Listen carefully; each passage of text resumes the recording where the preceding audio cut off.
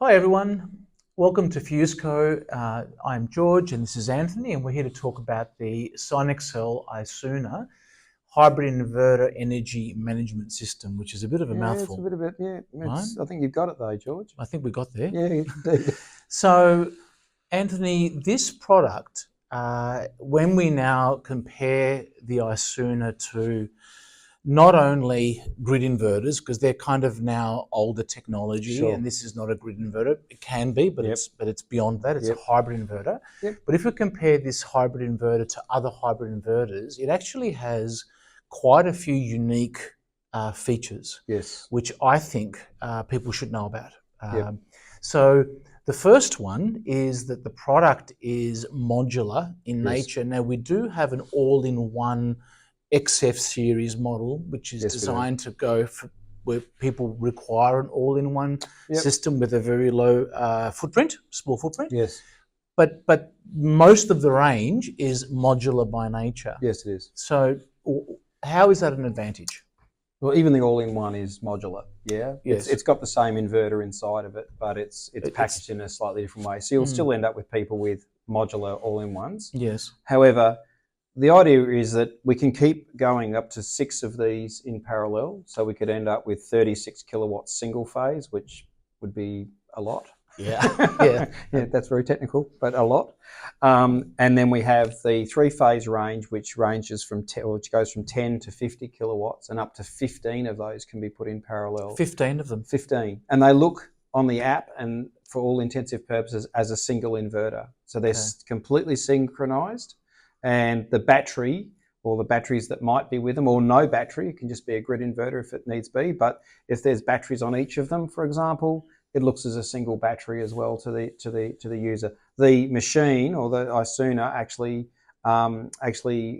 uses the batteries and coordinates them regardless of age, and gets the best out of each of the batteries so that they work independently but together. And I would assume also one of the advantages of something being modular is that it gives you great flexibility on different sites. Indeed. Some sites have certain requirements, sizes, shapes, restrictions. Yes. So if you can put the inverter here, the battery storage over there, the power meter over there, you can fit to the best need and best design for the particular site. Indeed. So for example, we might use 3 20 kilowatt inverters instead of one 50 kilowatt inverter. Right. Because we can't, by virtue of the low voltage, the grid, we can't put a big circuit breaker on the system, but we can put 3 smaller ones to get to the same result. Got it. So sometimes bigger is not better. Sometimes the smaller inverters actually solve a problem on the site that you can't do with a very large inverter. Fantastic. So that's that customizable element. Absolutely.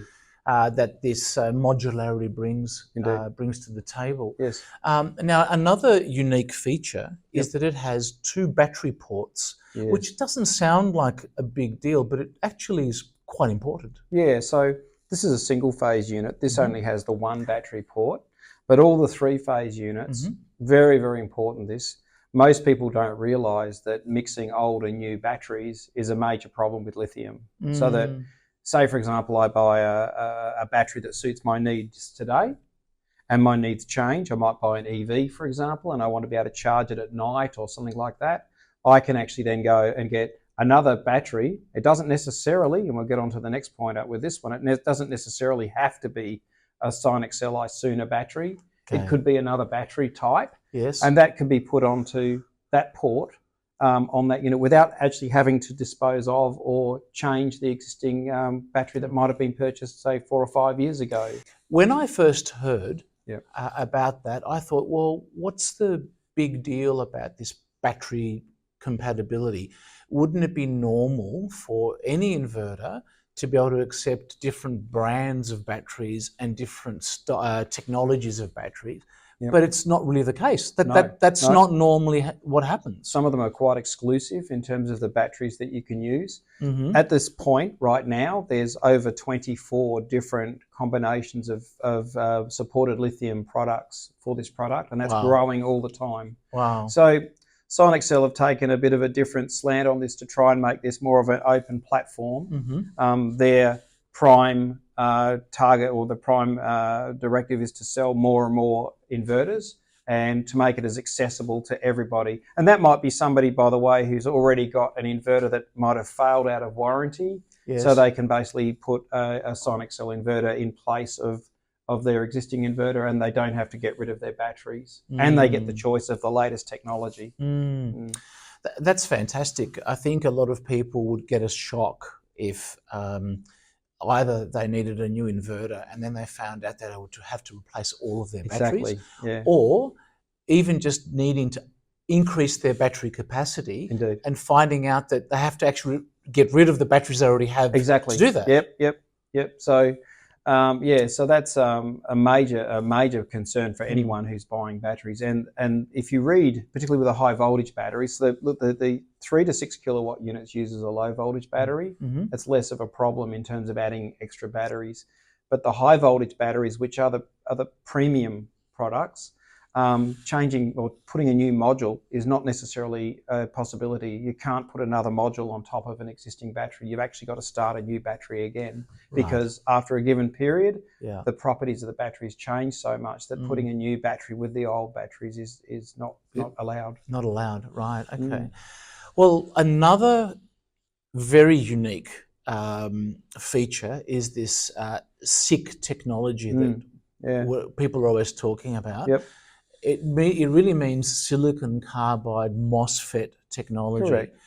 And what does that mean for the layman? And what does it mean in terms of how it's an advantage for an inverter like this? Okay, without getting too technical, it's a product that's far more stable than standard silicon, and it can operate at much higher frequencies. So we're talking up to 2 to 3 times higher frequencies, and it's more thermally stable as well. So that means that components inside the ISUNA are smaller than that of other products that are on the market, because they're running at higher frequencies. But it also means thermally we're gaining up to 70% decrease in emitted heat, which is incredible in this day and age. And on that point, it means that they can actually remove the fan. This is completely fanless. Which brings down the decibel level of the unit as well. They're virtually quiet. I've got two 3-phase units, as you know, and it's very rare, even under heavy load, that the fans make any noise at all. They're they don't rely on the fans very much at all. They're very independent in terms of the heat sinks and that. So there's not a lot of heat generated, which is great. That's for Australia, it's great anyway, because we've got to do something with it. Yes, absolutely. So the modularity, the amazing battery compatibility across many brands and technologies, the 2 battery ports that facilitate that, and the silicon carbide MOSFET technology makes this a very unique product. Absolutely. Very nice. Fantastic, Anthony. Thank you very so much. Thank you.